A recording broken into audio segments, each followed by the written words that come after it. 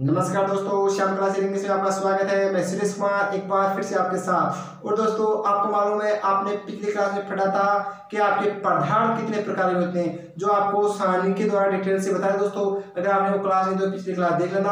आज आपको बताएंगे यानी परमाणु क्या होता है और किस प्रकार होता है। दोस्तों, पूरी क्लास लास्ट तक जरूर देखना, क्योंकि बहुत अच्छे तरीके से बताएंगे और बहुत सी चीजें आपको नई सीखने को मिलेगी। तो दोस्तों, क्लास को लास्ट तक जरूर देखना। अगर अच्छा लगे तो लाइक करना और अपने दोस्तों के साथ शेयर करना, और अगर चैनल पर पहली बार हो तो सब्सक्राइब करना, जिससे कि अगली क्लास का आपको नोटिफिकेशन मिल सके। दोस्तों टाइम ज्यादा खराब नहीं करें और मेन पॉइंट पे आते हैं। और आज आपको बता रहे हैं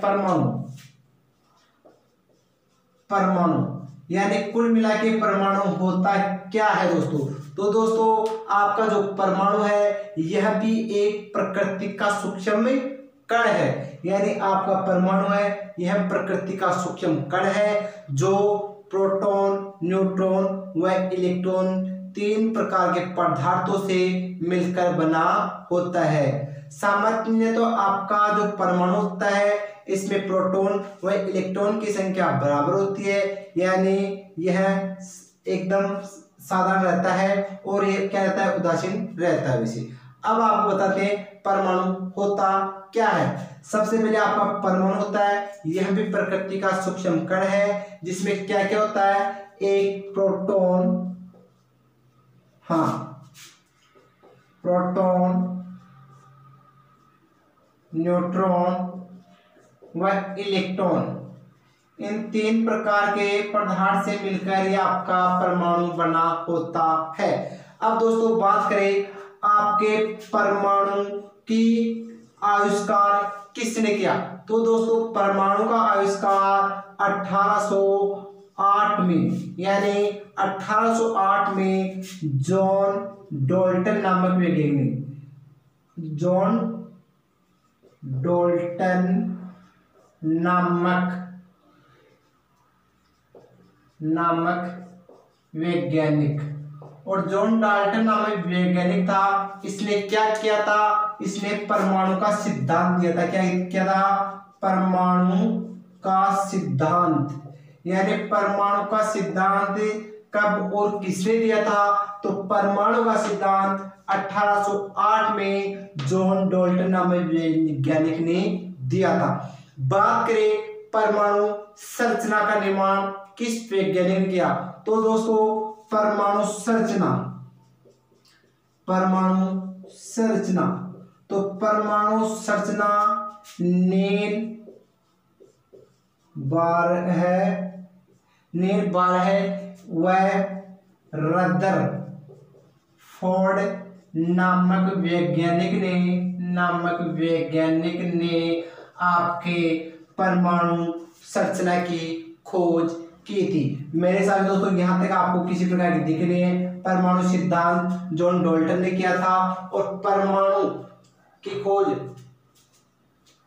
यह बोहर नहीं दोस्तों, बोहर है। यानी आपके परमाणु संरचना नील बोहर है, वह रदरफोर्ड नामक वैज्ञानिक ने इसकी संरचना की थी। दोस्तों यहाँ तक मेरे हिसाब से आपको किसी प्रकार की दिक्कत नहीं है। बात करें आपके परमाणु की आकृति कैसी होती है, यानी आपके परमाणु की संरचना, परमाणु संरचना किस प्रकार होती है। तो दोस्तों यह दीर्घवृत्तीय होती है। क्या होती है, दीर्घवृत्ताकार, यानी इसको बोलते हैं एलिप्स। तो दोस्तों इस क्वेश्चन को क्लियर करना, क्योंकि बहुत से बच्चे इसको वर्गाकार बोलते हैं। तो दोस्तों ये वर्गाकार नहीं होती है, ये दीर्घवृत्ताकार यानी सिलेंडर की आकृति की तरह होता है। यानी किस प्रकार, इस प्रकार, यानी अंडाकार आकृति की तरह होती है। अब इसमें क्या होता है, दो प्रकार की गति करता है आपका परमाणु, यानी इसमें आपकी इलेक्ट्रॉन जो प्रक्रिया। अब दोस्तों बात करें आपका परमाणु की एक बार संरचना करके क्लियर होता है। यहाँ तक मेरे हिसाब से किसी प्रकार की दिक्कत नहीं है। अब आगे बात करें, अब आपका परमाणु है, परमाणु की संरचना आपके सौर मंडल से मिलती जुलती है। अब दोस्तों सौर मंडल से मिलती जुलती कैसे, क्योंकि सौर मंडल का केंद्रीय भाग क्या होता है, सूर्य, और उसके चारों ओर विभिन्न कक्षाओं में ग्रह परिक्रमा करते हैं। जैसे शुक्र आ गया, पृथ्वी आ गया, मंगल आ गया, बुध आ गया, ये ग्रह परिक्रमा करेंगे। इसी प्रकार आपका जो परमाणु है, अब आपका ये परमाणु है, तो परमाणु क्या होता है इसके नाभिक में।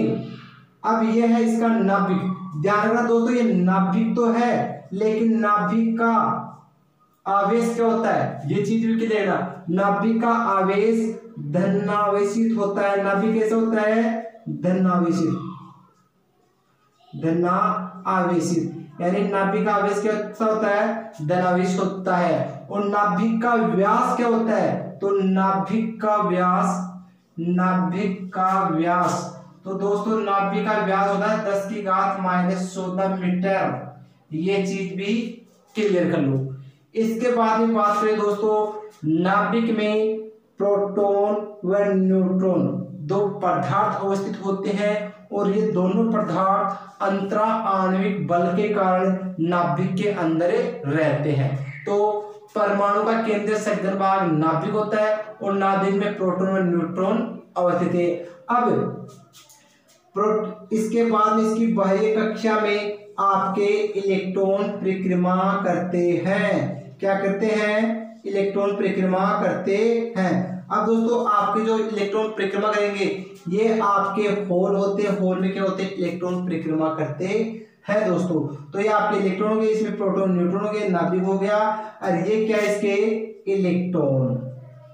तो इलेक्ट्रॉन इसके चारों ओर बाह्य कक्षा में परिक्रमा करते हैं दोस्तों। यहां तक क्लियर होने के बाद में दोस्तों आगे बात करें, तो अब इसमें आपको पूछता है कि आपका जो इसका ये क्या है, नाभिक का आवेश क्या होता है, तो धनावेश होता है। प्रोटॉन होता है, प्रोटॉन धनावेश होते हैं। न्यूट्रॉन क्या आता है, आवेश रहित रहता है। इसके चारों ओर विभिन्न कक्षाओं में इलेक्ट्रॉन परिक्रमा करते हैं दोस्तों।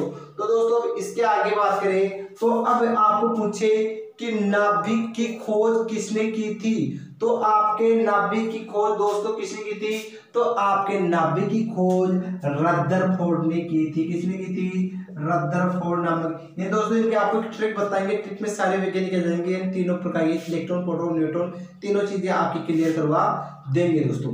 इसके आगे बात करें दोस्तों, तो इसको मिटा देते हैं। अब आपको डिटेल से बताते हैं, यानी किस प्रकार कौन सा पदार्थ आता है इसमें दोस्तों। तो इसमें दोस्तों ये दीर्घवृत्तीय आकृति हो गई, और दीर्घवृत्तीय आकृति होने के बाद में अब इसमें बताते हैं, यानी आपका परमाणु होता है, तो परमाणु में न्यूनतम कितने परिक्रमा के बाह्य कक्षा में न्यूनतम कितने इलेक्ट्रॉन थे, 2 थे, और अधिकतम कितने होते हैं, अधिकतम 18 होते हैं। यानी न्यूनतम इलेक्ट्रॉन की संख्या 2 की, वह उससे पहली कक्षा में 18 इलेक्ट्रॉन होंगे दोस्तों। तो दोस्तों सबसे पहले आपको अब बता रहे हैं आपके जो परमाणु होते हैं, इसमें मुख्य कौन कौन से पदार्थ आते हैं। तो सबसे पहले बात करें तो परमाणु में आपका केंद्रीय सघन भाग नाभिक होता है। ठीक है दोस्तों, यानी परमाणु का केंद्रीय सघन भाग क्या होता है, नाभिक। और हम बात कर रहे हैं नाभिक की दोस्तों। ठीक है दोस्तों, अब परमाणु केंद्रीय सघन भाग क्या कहलाता है, नाभिक कहलाता है। नाभिक की खोज रदरफोर्ड नामक वैज्ञानिक ने की थी। आगे बात करें दोस्तों, आपके नाभिक का व्यास क्या होता है। नाभिक का व्यास दोस्तों, नाभिक का व्यास 10⁻14 मीटर होता है। अब आपके नाभिक में कौन कौन से तत्व होते हैं, तो नाभिक में दोस्तों, नाभिक में 2 प्रकार के पदार्थ होते हैं, प्रोटॉन व न्यूट्रॉन। अब प्रोटॉन और न्यूट्रॉन क्यों और किस कारण रहते हैं, अंतरा आणविक बल के कारण। अंतरा आणविक बल के कारण ये बंधे होते हैं। अब आपके जो इलेक्ट्रॉन है दो प्रकार से गति करते हैं। एक आती है चक्रण गति व एक आती है कक्षीय गति। अब आपकी जो चक्रण गति और कक्षीय गति क्या होती है दोस्तों, तो दोस्तों आपकी जो चक्रण गति होती है, तो चक्रण गति में क्या होता है कि आपके लैंप की तरह होता है, वह ओनली उसके चारों ओर परिक्रमा करता है, किसके, आपके जो नाभिक के चारों ओर गति करता है। कक्षीय गति क्या है, ओनली कक्षा के अंदर गति करता है। दोस्तों यहाँ तक क्लियर हो चुका है, ये आपका नाभिक था और नाभिक में ये चीजें इस प्रकार होती है। दोस्तों आगे बात करें दोस्तों, तो इसकी नाभिक के आगे बात करें तो अब अगला पदार्थ आता है प्रोटॉन। हाँ दोस्तों, अभी पहला पदार्थ आपका, यानी पहला पदार्थ आपका प्रोटॉन। अब आपका जो प्रोटॉन, तो प्रोटॉन है, यह भी एक सूक्ष्म कण होता है। क्या होता है, यह भी एक सूक्ष्म कण होता है, जिसमें सूक्ष्म कण होता है। तो अब प्रोटॉन का आवेश कितना होता है, तो प्रोटॉन का आवेश 1.6 इंटू 10 की घात -19 कूलाम होता है। एक तो ये चीज पूछता है, तो इसका आवेश क्या है, धन आवेशित होता है। क्या होता है, धन आवेशित। तो इसका आवेशित धन आवेशित होता है और इस पर 1.6 इंटू 10 की घात -19 कूलाम आवेश होता है। इसका भार की बात करें दोस्तों, तो इसका भार होता है 1.672 इंटू 10 की घात -27 किलोग्राम, ये होता है इसका भार। तो अब आपका प्रोटॉन है, तो प्रोटॉन धनावेशित होता है, इसका आवेश ये होता है, इसका भार, यही चीजें पूछेगा, इसके अलावा इसमें कुछ भी नहीं पूछेगा। और ये कहाँ अवस्थित होता है, ये नाभिक में अवस्थित होते हैं। और इसका आवेश, प्रोटॉन का आवेश आपके इलेक्ट्रॉन का, हाँ इलेक्ट्रॉन का आवेश प्रोटॉन के आवेश से 1840 गुना अधिक होता है। और बात करें दोस्तों, अब आपका जो न्यूट्रॉन आता है, न्यूट्रॉन, अब न्यूट्रॉन होता है वो क्या होता है, आवेश रहित, आवेश रहित होता है, यानी इसमें आवेश का मान क्या होगा, 0 होगा। अगर इसके भार की बात करें दोस्तों, तो इसका भार होता है आपका जो न्यूट्रॉन है, तो इसका भार भी 1.673 आ जाएगा, यानी यहाँ पर 72 क्या हो जाएगा, 73 इंटू 10 की घात -27 किलोग्राम इसका भार होता है। और ये न्यूट्रॉन भी क्या होता है, ये भी नाभिक, परमाणु के नाभिक में अवस्थित होता है। दोस्तों नंबर 3 की बात करें, इलेक्ट्रॉन, तो इलेक्ट्रॉन परमाणु की बाह्य कक्षा में अवस्थित होता है और चारों ओर चक्रण व कक्षीय गति करता रहता है। तो दोस्तों बात करें इलेक्ट्रॉन, तो इलेक्ट्रॉन का आवेश, तो दोस्तों इलेक्ट्रॉन का आवेश है, यह होता है 1.6 इंटू 10 की घात -19 कूलाम। और इस पर जो आवेश होता है ये क्या होता है, ऋण आवेश होता है, यानी माइनस होता है। बात करें भार की, तो इलेक्ट्रॉन का भार होता है, तो इलेक्ट्रॉन का भार होता है 9.1 इंटू 10 की घात -31 किलोग्राम। तो इसका ये वेट है, ये अंतर है इलेक्ट्रॉन का, तो इसका वेट हो गया। अब बात करें दोस्तों, इनकी खोज कब और किसने की थी, तो इसके लिए आपको एक ट्रिक बताते हैं। तो एक ट्रिक है 8 पग नच नार, तो ये ट्रिक है, इस ट्रिक के द्वारा आप सभी चीजें क्लियर कर लेना।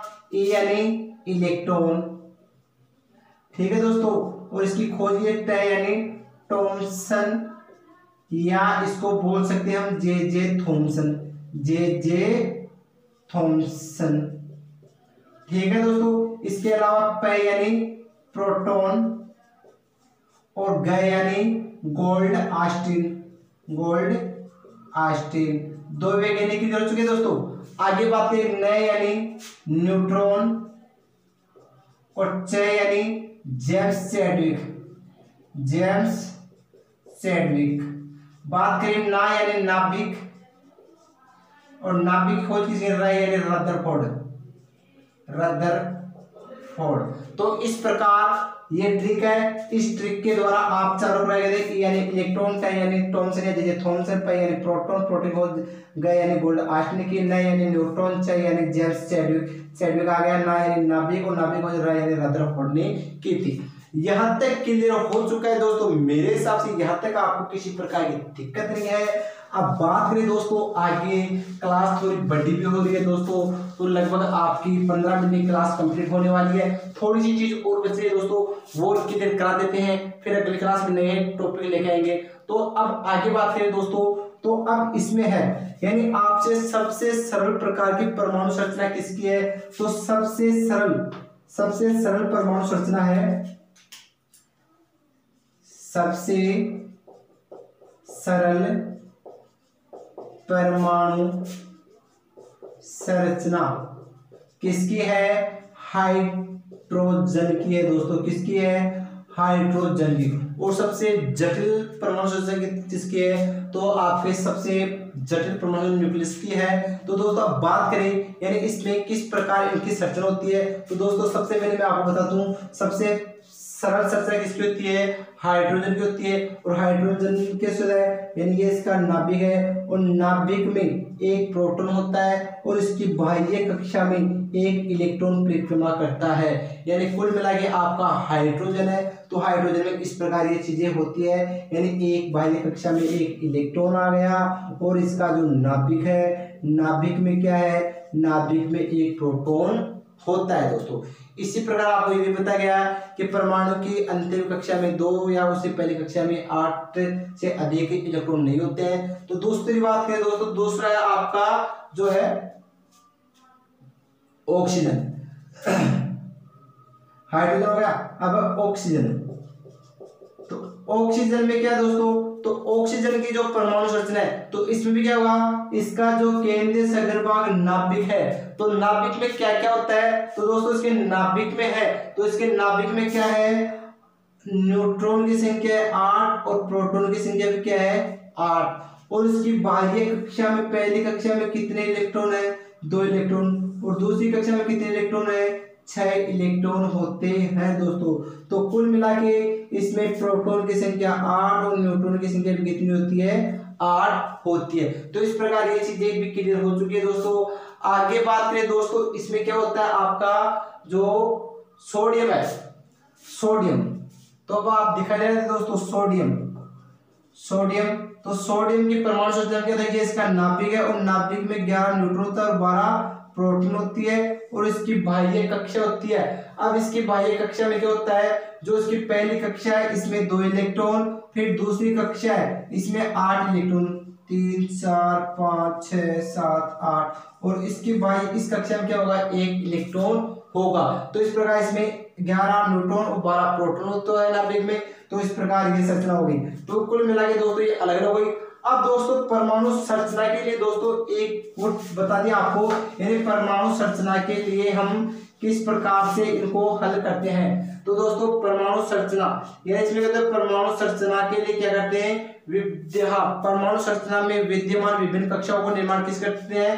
तो विभिन्न कक्षाओं का निर्माण करने के लिए हम जैसे K L M N O P Q इस प्रकार की कक्षाएं होते हैं। इन कक्षाओं में स्टार्टिंग में 4 प्रकार के जो अक्षर होते हैं, इनको हल करने के लिए हम एक ये सूत्र लगाते हैं। इस सूत्र के द्वारा हम इनके इलेक्ट्रॉन की संख्या ज्ञात कर सकते हैं। जैसे 2 इंटू n की जगह क्या करते हैं? इनकी संख्या रखते हैं।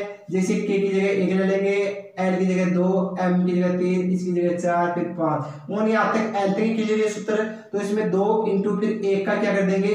स्क्वायर। तो इसमें क्या हो जाएगा? 1 का स्क्वायर आएगा, तो फिर 2 से 2, फिर इसमें 2 इंटू फिर 2 का स्क्वायर करेंगे तो 2 दूनी 4 और 4 दूनी 8। इसी प्रकार फिर यहाँ पर 2 आ गए इंटू फिर यहाँ पर 3, तो 3 का स्क्वायर, 3 3 3 9, क्योंकि 3 का स्क्वायर 9 गया, फिर 9 दूनी 18। इसी प्रकार आप 2 इंटू 4 का स्क्वायर, तो 4 16, 16 दूना 32। तो इस प्रकार हम परमाणु संरचना की कक्षाओं का निर्माण इस प्रकार कर सकते हैं दोस्तों। तो मेरे हिसाब से यहाँ तक आपको किसी प्रकार की दिक्कत नहीं है दोस्तों। तो ये इस प्रकार परमाणु संरचना क्लियर हो चुकी है। अगर दोस्तों किसी प्रकार की दिक्कत तो आप हमें कमेंट बॉक्स में जरूर बताइए। तो दोस्तों आज के लिए बस इतना ही।